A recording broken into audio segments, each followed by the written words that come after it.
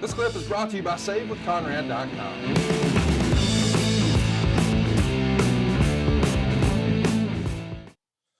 There's a show at the Meadowlands not long after the news gets out, and it's a pretty good house for WCW at the time. 5,800 fans. The gate is just over $87,000, and the fans here start chanting, "We want Flair." In all your years in the wrestling business, is this your biggest like PR nightmare you've had to deal with? Your world champion leaving? Yeah, pretty much. Yeah, there's probably other things we could mention if we go back and look hard enough, but yeah, pretty much. Because it was thunderous. It wasn't a faint, grade school kids with their high pitched voices. This was full throated adults, and they were wanting everybody to hear what they had to say. And it would have been impossible not to hear it. Eventually, before we get to the pay-per-view, we should mention, and we talked about this with Mr. Hurd, there's a last-ditch effort to sort of get the match in the ring.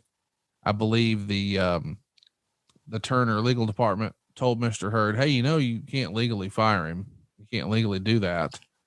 So he comes back, tries to schedule a private meeting, offer him $750,000 for a 1-year deal. Flair turns it down.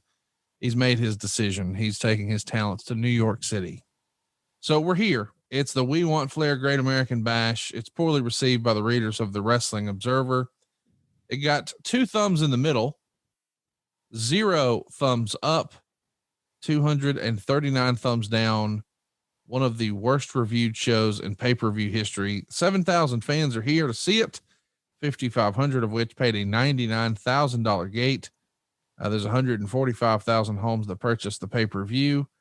By the way, as a comparison year over year, the Bash the prior year, where Sting won the world title, drew 9,000 fans and $150,000 gate, and it had 200,000 buys. So business is down quite a bit, but a lot of that has to do with Ric Flair, no doubt. No doubt. Well, he was the star of the show. Everything was built around him. Everything big that happened in the NWA or WCW for the last several years involved Nate. I want to mention too that this has arguably one of the worst matches ever to kick off a pay-per-view. It's Bobby Eaton, who we all know and have well established here, one of the best in-ring performers of all time. Terry Taylor, criminally underrated in the ring.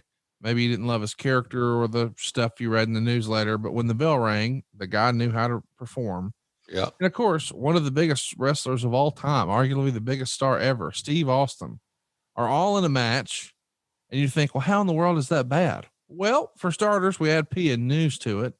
And then we say, hey, all these guys who can fly around the ring and do all these great things, let's not let them do that at all. Let's put them in a goddamn scaffold match. Yeah. Insanity. If I was booking that card, the first thing I would omit is a scaffold. Oh, just get rid of the scaffold and it might actually be decent. Yeah. Yeah. It's just, you're booked a no-win match. Yeah. I mean, you can't let's just live off the Midnight Express and Cornette falling from the scaffold and blowing his knees out and things like that. Let's just let it go. That's what you get out of it. You can't have a match. Yeah. And I can't remember how many. At one time I knew this, but I think 3 of the 4 were afraid of heights. But nobody asked. Yeah, it is hysterical to go watch. Here's the write-up. Unannounced in pre-match hype, they had changed the scaffold match rules to allow winning by knocking the foe off the scaffold or by capturing the opponent's flag that was on either side of the scaffold. This was among the worst matches in the history of pay-per-view television. The highlight of the match was Austin and Lady Blossom walking to the ring with a decked out Taylor without Mrs. York behind him. Nothing like he all dressed up for his prom and his date stood him up. Nothing happened at all. You have to give the guy's guts for going up there. But what does it say for the booker when he takes 2 of the 4 best workers in the company and puts them in a match that guarantees not to make use of their talent and make no sense to boot? Desperation booking and not booking with your instincts, but booking on what you're told to do by the front office. We got to have gimmick matches. So you go down the list of all the different gimmick matches. they had the scaffold match on first. They could tear down the goddamn stupid looking staging. Yeah. So just had no reason. There's no good reason that match has even existed or was on the show, period. No debate. -3.5 stars. Bobby captured the flag to win. The announcers didn't even know it was the finish, nor did any of the fans. Lady Blossom handed Austin a hairspray container and he sprayed both faces. Then they all climbed down and had a short brawl in the ring. Yeah, man. Bobby Eaton, man, he's so great in the ring. Let's put him where he can't do anything. Yeah. Meltzer would say, while they're taking down the scaffold, Jim Ross and Tony Schiavone opened the show and they mentioned the offer made earlier in the week to Flair, which was also announced to the live crowd before the show went on the air in order to quell what the company knew going in was going to be a ton of "We want Flair" chants. But the announcement actually brought the loudest chant of the night.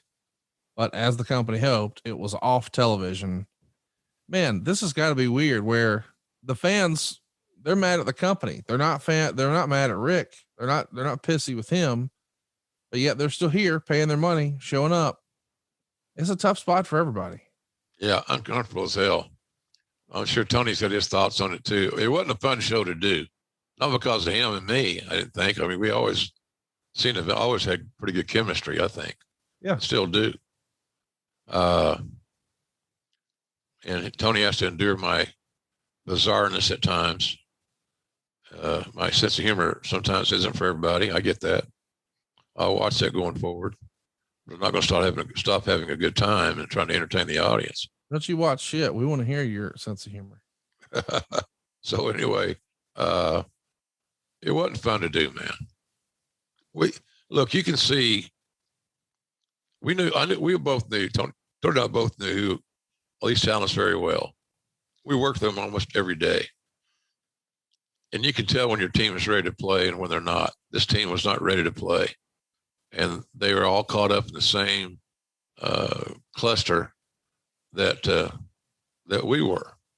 Except, at least they didn't experience it as badly as like Tony and I, because we worked in the office. We were there every day. They could go home, see a TV type deal. So it wasn't a fun night, Conrad. Hard to prepare for what you really know is going to be shit. And that's what we were. We didn't have I can't find good things to talk about on this damn thing. Maybe I'll figure out something between now and the end of the show. Probably not. Probably. I feel strongly that saving money is important. If it's not something we worry about now, boy, we are really going to worry about it later. And I want to help you get out of debt faster and do it with cheaper monthly payments. I'm talking to you if you're in a 30-year loan. Now is the time to take years off of your loan. We're routinely helping our listeners cut 5, 10, even 15 years off their loan. And you can do this without perfect credit with no money out of pocket. You've just got to start at savewithconrad.com. Yeah. He goes to interview Missy Hyatt in her locker room, and Meltzer would say Bischoff looked like he was auditioning for the WWF with his 1960s used car salesman insincere overreacting. Of course, Missy was in the shower when Bischoff came in, and Missy screamed and threw her shampoo at him. Well, it's funny to see one of the first write-ups of Eric Bischoff here in the Observer. Not very favorable. No, he had a good way of, here's the deal.